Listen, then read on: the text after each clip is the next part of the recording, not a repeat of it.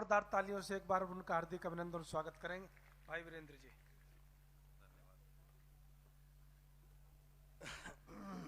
ओम। मेरी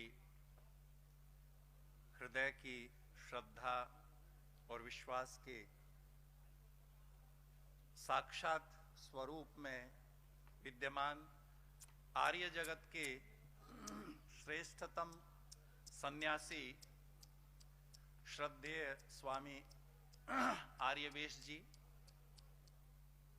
मंच पर उपस्थित आर्य जगत के सभी मेरे ज्येष्ठ विद्वान नेता अधिकारीगण, आज के इस सत्र के अध्यक्ष मेरे आदरणीय आचार्य सत्यजीत मुनि जी, इस कार्यक्रम का बहुत ही अच्छी तरह से संचालन कर रहे मेरे ज्येष्ठ भ्राता डॉक्टर जयेंद्र जी, सामने उपस्थित सभी संन्यस्त मंडल, आर्य विद्वान भाइयों, श्रद्धा के योग्य माताओं बहनों, बुजुर्गों, जैसा डॉक्टर जयेंद्र जी ने कहा, आंदोलन के विषय में मुझे बोलना है। मैं उनको ये आश्वस्त करना चाहता हूं कि मैं सुनने आया था। मैं उस परंपरा का एक छात्र हूं जिस परंपरा के आप सब लोग आचार्य हैं और अधिकारी हैं। मेरी शिक्षा गुरुकुल आश्रम आमसेना उड़ीसा में हुई। स्वामी धर्मानंद मेरे गुरु हैं, स्वामी व्रतानंद यहां बैठे हैं। बहुत छोटा सा था, हरियाणा से वहां पढ़ने के लिए गया था और पढ़ते पढ़ते एक बात समझ में आई कि ये जो आर्य समाज संस्था है, पहले तो मुझे लगता था कि ये बहुत छोटे से एरिया में, बहुत छोटे से क्षेत्र में संकीर्ण, संकुचित है। लेकिन जैसे ही गुरुकुल से पढ़ करके निकला, जैसे ही बाहर आया, तब बात समझ में आई कि नहीं, आर्य समाज कोई छोटी सी संस्था, छोटा सा आंदोलन नहीं है, ये तो एक बहुत बड़ा आंदोलन है। इसी दौरान 2005 में विदेश जाने का अवसर मिला। मैं न्यूजीलैंड में था, प्रचारार्थ वापिस आ रहा था मुझे छोड़ने के लिए। वहां के कुछ आर्य सज्जन आए थे एयरपोर्ट पर। मैं कुछ इसी तरह से कुर्ते पजामे में था। वहां 150 के करीब आर्य सज्जन आए। जैसे हमारे देश में बाहर से ही एयरपोर्ट पर अंदर नहीं जाने देते, वहां डिपार्चर से पहले तक जाने देते हैं, क्योंकि वहां खतरा नहीं है। एक अंग्रेज व्यक्ति आया और आकर के पूछने लगा कि इतने सारे लोग आए हैं, कौन है, क्या है, किसके लिए आप आए?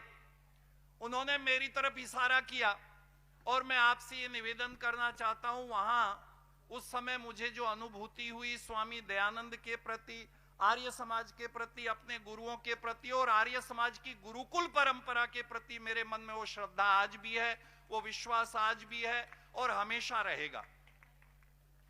स्वामी जी महाराज ने गुरुकुल के संबंध में जो विचार सत्यार्थ प्रकाश में दिए, आप जानते हैं वो सत्यार्थ प्रकाश जैसा कोई ग्रंथ लिखना भी नहीं चाहते थे। मैं बहुत ज्यादा डिटेल्स में नहीं जाना चाहता, क्योंकि भाई जी के 12 मिनट को मैं 10 ही मिनट में पूरा करना चाहता हूं। कोई तो हो जो 10 मिनट में पूरा करे। पर स्वामी जी महाराज प्रयागराज में थे। प्रयागराज में वहां डिप्टी कलेक्टर थे राजा जय कृष्ण दास। उन्होंने आग्रह किया, महाराज आप अपने विचारों को लिखें, और स्वामी जी ने उनके आग्रह पर सत्यार्थ प्रकाश लिखा। और सत्यार्थ प्रकाश में आप जानते हैं समुल्लास लिखते हुए उन्होंने शिक्षा प्रणाली के संबंध में तीसरे समुल्लास में चर्चा की। हम सब लोगों ने अनेक बार सत्यार्थ प्रकाश को पढ़ा होगा और पढ़ रहे हैं, लेकिन एक व्यक्ति था, उसका नाम था महात्मा मुंशीराम। पंजाब प्रतिनिधि सभा जिस समय डीएवी की स्थापना के संबंध में विचार कर रही थी, इस व्यक्ति के मन में विचार आया कि प्रतिनिधि सभा तो डीएवी स्कूल या डीएवी कॉलेज खोल रही है, पर स्वामी जी महाराज ने तो गुरुकुलों की चर्चा की। स्वामी जी महाराज ने तो शिक्षा व्यवस्था में गुरुकुल की चर्चा करते हुए लिखा कि चाहे कोई दरिद्र की संतान हो, चाहे राजा का बेटा हो, सबको समान शिक्षा, वस्त्र, खान पान मिलना चाहिए। इसको साक्षात रूप कौन देगा? ये कैसे साक्षात आएगी? और महात्मा मुंशीराम ने, आप जानते हैं, उस दिन ये प्रतिज्ञा की। उन्होंने प्रतिनिधि सभा के अधिकारियों के सामने अपनी बात रखी कि हमको गुरुकुल की स्थापना करनी चाहिए। प्रतिनिधि सभा के लोगों ने कहा कि नहीं, हमारे पास पैसा नहीं है। कम से कम उन्होंने कहा कितना पैसा लगेगा, उन्होंने कहा कम से कम 15,000 रुपए तो चाहिए ताकि कार्य को शुरू किया जा सके। महात्मा मुंशीराम ने उसी समय प्रतिज्ञा की कि जब तक 30,000 रुपए इकट्ठे नहीं कर लूंगा, आज के बाद अपने घर वापस नहीं जाऊंगा। और उन्होंने इस प्रतिज्ञा को पूर्ण किया, उस प्रतिज्ञा को पूर्ण किया।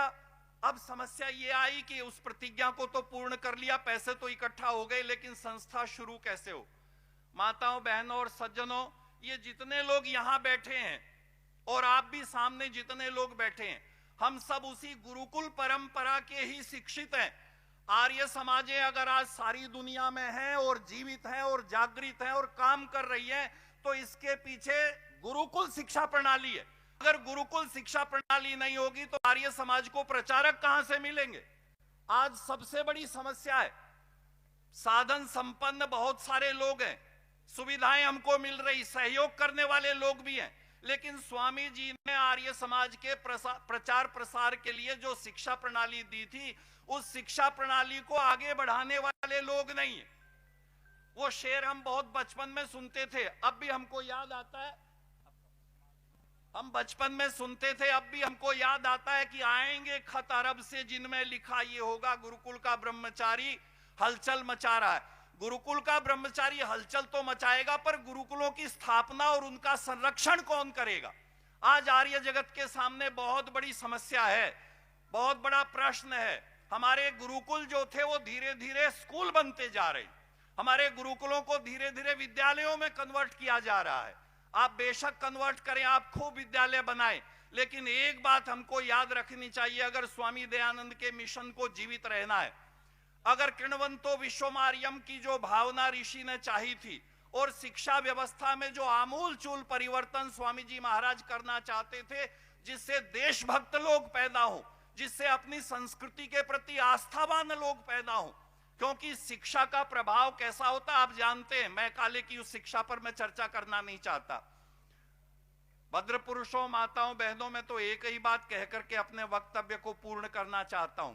आर्य समाज ने इस दिशा में बहुत कार्य किया, अनेक स्नातक दिए, अनेक विद्वान दिए, अनेक संस्थाओं की स्थापना की, लेकिन उस समय से ज्यादा आज इस बात की आवश्यकता है कि आर्य समाज का ये गुरुकुल की परंपरा को स्थापित करने का एक नया आंदोलन शुरू हो। बेशक हमारे विद्यालयों से ऐसे विद्यार्थी पढ़ करके निकले जो केवल प्रचारक ना हो, बल्कि देश की जो प्रशासनिक व्यवस्था है। मैं गुरुकुल में रहा हूं 12 वर्ष, मैं ये जानता हूं कि सुबह से शाम तक एक विद्यार्थी, अब मैं वर्तमान में अध्यापक हूं, 6 घंटे बच्चे हमारे पास रहते हैं।